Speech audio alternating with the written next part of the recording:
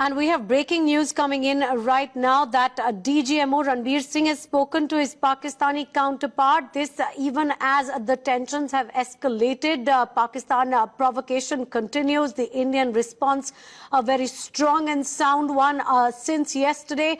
Now we are being told that the DGMOs have in fact spoken. Aditya is with us on the phone for more information on this. Yes, Aditya, what exact points did the Indian DGMO raise? Well, Tina, yes, that is the latest coming in. In fact, this is a statement that I've just received from the DGMO's office. And it is a two-paragraph statement which says that at around 6:30 p.m., there was a conversation between the two DGMOs of India and Pakistan. This is in the backdrop of the escalation between the two countries at the line of control. If I can read out from the statement, it says in an unscheduled hotline interaction requested by Pakistan, Indian Director General of Military Operations, Lieutenant General Ranbir Singh spoke to his counterpart at 18:30 today. Pak DGMO informed of civilian casualties on Pak side by Indian firing along the line of control.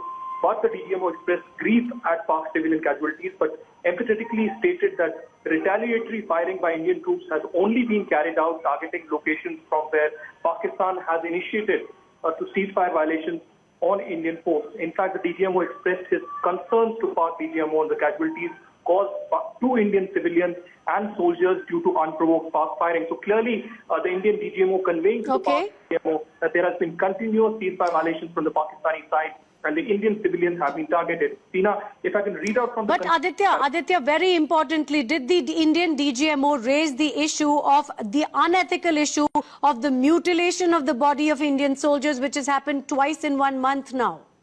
Well, yes, in fact, that has been stated. I was coming to that particular point. In fact, it is not the only incident of mutilation that has happened yesterday among the 3 soldiers who were, brutally killed by the Pakistan Army and the terrorists. The concluding paragraph of the statement by the DGMO says, Indian DGMO further raised the issue of infiltration, attempts by terrorists from Pak side into J&K, and the unethical act of mutilation of the body of Indian soldiers close to the line of control by terrorists infiltrating from Pakistan.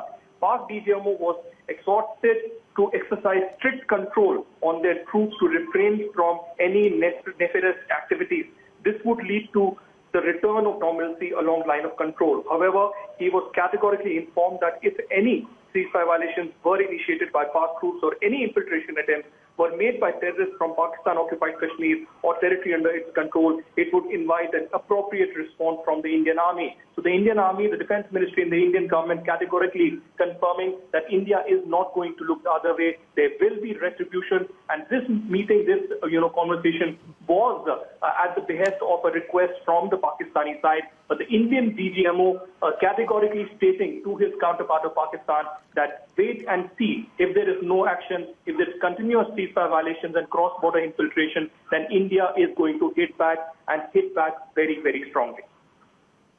Now, do we know what the response to that was, Aditya? As you're telling us, the Pakistani DGMO told very clearly that he must, in fact, keep his troops in check, that they must pull back, the ceasefire violations must stop, otherwise there will be a very strong response from India. Do we know what the response from the other side has been to this?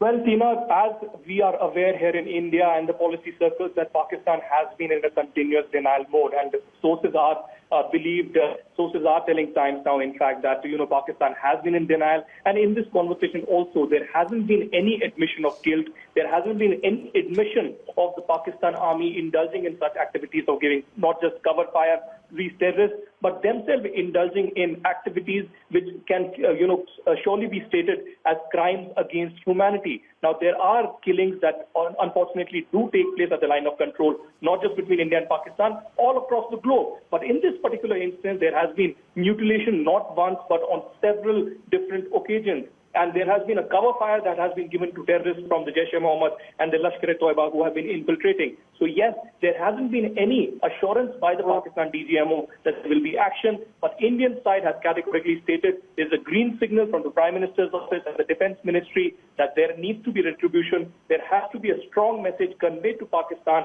at the line of control that such, activities will not be tolerated.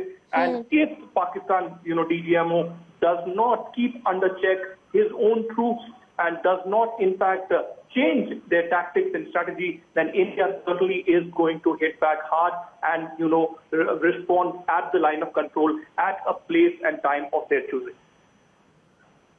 Now, Aditya, as far as Lieutenant General Ranbir Singh, talking to his Pakistani counterpart is concerned about the areas or the locations that the Indians have in fact being targeted, you started off by telling me that the Pakistani DGMO has informed of the civilian casualties on their side. Now, we know that the Indians have in fact only been targeting the Pakistani posts. So what was really discussed in this regard?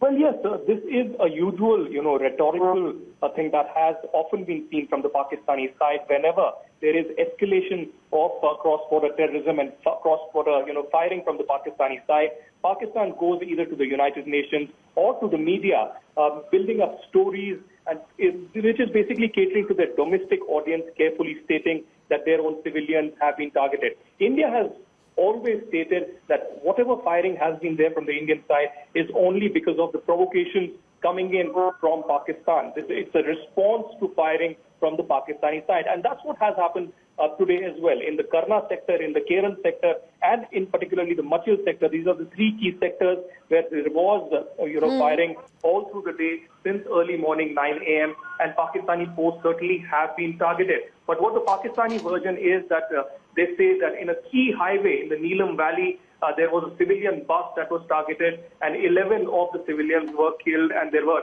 at least 7 to 8 others who were injured as well. Apart from that, Pakistan ISP are also confirming that there are 4 of their army, senior commanders who have been killed in Indian firing as well. But certainly Pakistan, yet again in denial mode. We'll have to wait and watch. This comes just days before Sardar Aziz is going to make that important visit to Amritsar for the Heart of Asia conference.